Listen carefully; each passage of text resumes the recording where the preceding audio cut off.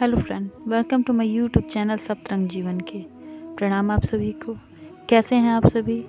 आशा करती हूँ कि आप सब बहुत अच्छे होंगे। दोस्तों, आज मैं आपको कथा प्रसंग सुना रही हूँ, कृष्ण से पिता पुत्र का संबंध। तो आइए सुनते हैं ये कथा। वृंदावन के एक संत की कथा है। वे श्री कृष्ण की आराधना करते थे। उन्होंने संसार को भूलने की एक युक्ति की। मन को सतत श्री कृष्ण का स्मरण रहे, उसके लिए महात्मा ने प्रभु के साथ ऐसा संबंध जोड़ा कि मैं नंद हूँ, बाल कृष्ण लाल मेरे बालक हैं। वे लाला को लाड लड़ाते हैं। यमुना जी में स्नान करने जाते तो लाला को साथ लेकर जाते, भोजन करने बैठते तो लाला को साथ लेकर बैठते। ऐसी भावना करते हैं कि कन्हैया मेरी गोद में बैठा है, कन्हैया मेरी दाढ़ी खींच रहा है। श्री कृष्ण को पुत्र मानकर आनंद करते। श्री कृष्ण के ऊपर इनका वात्सल्य भाव था। महात्मा श्री कृष्ण की मानसिक सेवा करते थे। संपूर्ण दिवस मन को श्री कृष्ण लीला में तन्मय रखते, जिससे मन को संसार का चिंतन करने का अवसर ही न मिले। निष्क्रिय ब्रह्मा का सतत ध्यान करना कठिन है, परंतु लीला विशिष्ट ब्रह्मा का सतत ध्यान हो सकता है।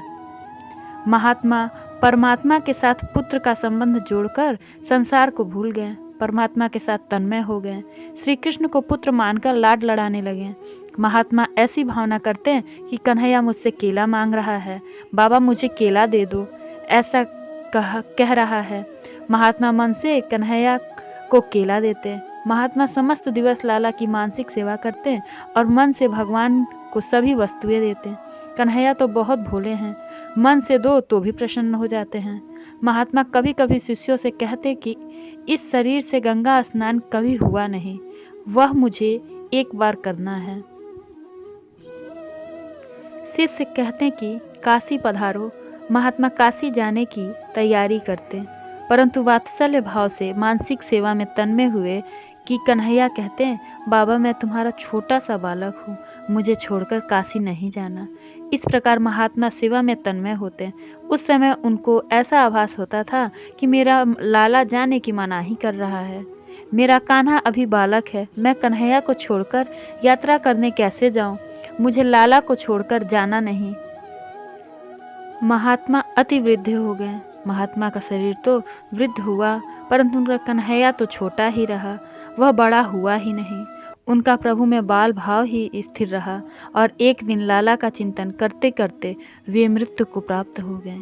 शिष्य कीर्तन करते करते महात्मा को शमशान ले गए। अग्नि संस्कार की तैयारी हुई। इतने ही में एक 7 वर्ष का अति सुंदर बालक कंधे पर गंगा जल का घड़ा लेकर वहां आया। उसने शिष्यों से कहा, ये मेरे पिता हैं, मैं इनका मानस पुत्र हूँ। पुत्र के तौर पर अग्नि संस्कार करने का अधिकार मेरा है, मैं इनका अग्नि संस्कार करूंगा। पिता की अंतिम इच्छा पूर्ण करना पुत्र का धर्म है। मेरे पिता की गंगा स्नान करने की इच्छा थी, परंतु मेरे कारण ये गंगा स्नान करने नहीं जा सकते थे, इसलिए मैं यह गंगा जल लाया हूँ। पुत्र जिस प्रकार पिता की सेवा करता है, उसी प्रकार बालक ने महात्मा के शव को गंगा स्नान कराया। संत के माथे पर तिलक किया, पुष्प की माला पहनाई और अंतिम वंदन करके अग्नि संस्कार किया। सब देखते ही रह गए। अनेक साधु महात्मा थे, परंतु किसी की बोलने की हिम्मत ही न हुई। अग्नि संस्कार करके बालक एकदम अंतर्ध्यान हो गया। उसके बाद लोगों को ख्याल आया कि महात्मा के तो पुत्र था ही नहीं, बाल कृष्ण लाल ही तो महात्मा के पुत्र रूप में आए थे। महात्मा की भावना थी कि श्री कृष्ण मेरे पुत्र हैं। परमात्मा ने उनकी भावना पूरी की। परमात्मा के साथ जीव जैसा संबंध बांधता है, वैसे ही संबंध से परमात्मा उसको मिलते हैं। ये हमारे भाव और मन स्थिति की सेवा भाव पर निर्भर होता है कि हम अपने इष्ट को किस रूप में पूजते हैं। हमारे इष्ट हमें उसी रूप में अपना वात्सल्य प्रेम लुटाते हैं। तो दोस्तों, आशा करती हूँ कि ये प्रसंग आप सभी भक्तों को पसंद आएगा। अगर पसंद आया है तो कमेंट सेक्शन में मुझे कमेंट करके ज़रूर बताएं। कमेंट इसलिए भी करें ताकि मैं अपनी गलतियों में सुधार कर सकूं। Thank you for watching my video on my YouTube channel. Keep smiling. Please like, share and subscribe my channel. मेरी और भी ऐसी वीडियोज़ के लिए बने रहिए मेरे चैनल सप्तरंग जीवन के साथ। Thank you for watching.